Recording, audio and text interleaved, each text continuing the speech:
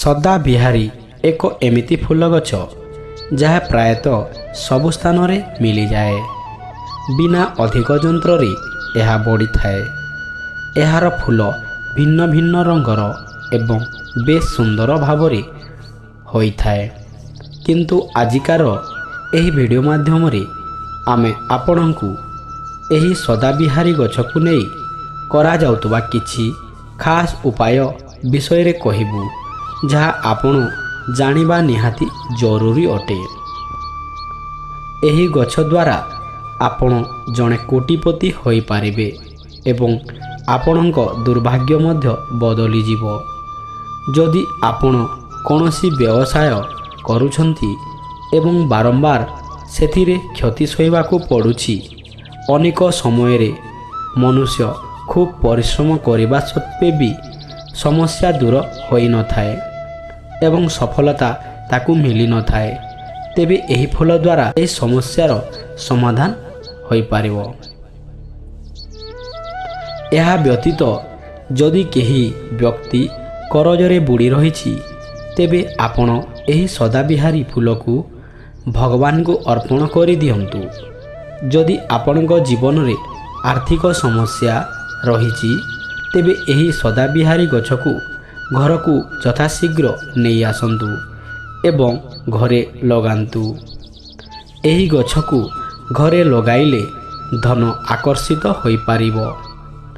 କହିବାକୁ ଗଲେ ସବୁ ଗଛର ଭିନ୍ନ ଭିନ୍ନ ଚମତ୍କାରୀ ଗୁଣ ରହିଛି ଏବଂ ସେହି ସବୁ ଗଛର କିଛି ଖାସ୍ ପ୍ରୟୋଗ କଲେ ଖାସ୍ ଲାଭ ମଧ୍ୟ ପ୍ରାପ୍ତ ହୋଇଥାଏ।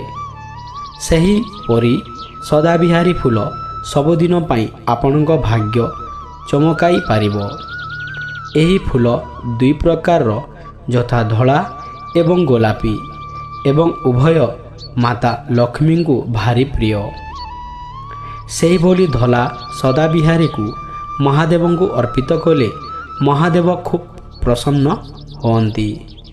ଏହି ଫୁଲକୁ ଭଗବାନଙ୍କୁ ଅର୍ପିତ କରି ନିଜର ମନସ୍କାମନା କହିଦେଲେ ଭଗବାନ ନିଶ୍ଚିତ ପ୍ରସନ୍ନ ହୁଅନ୍ତି।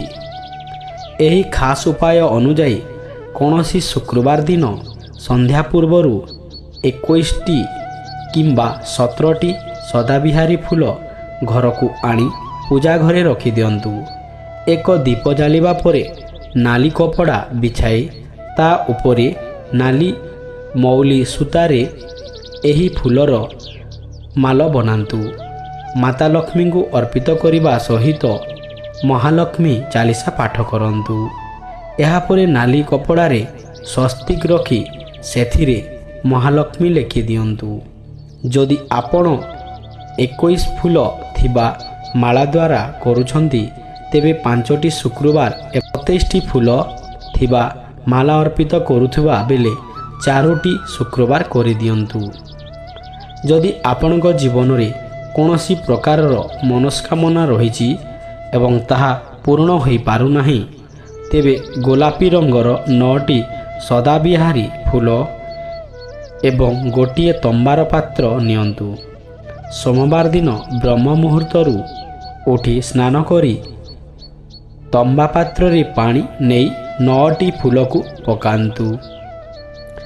ତାପରେ ଶିବ ମନ୍ଦିରକୁ ଯାଇ 108 ଥର ଓଁ ନମଃ ଶିବାୟ ଜପ କରି ସେହି ଜଳକୁ ଶିବଲିଙ୍ଗରେ ଅର୍ପିତ କରିଦିଅନ୍ତୁ। ଏହି ଉପାୟ ଦ୍ୱାରା ଆପଣଙ୍କର କୌଣସି ପ୍ରକାରର ମନସ୍କାମନା ତାହା ପୂରଣ ହୋଇପାରିବ।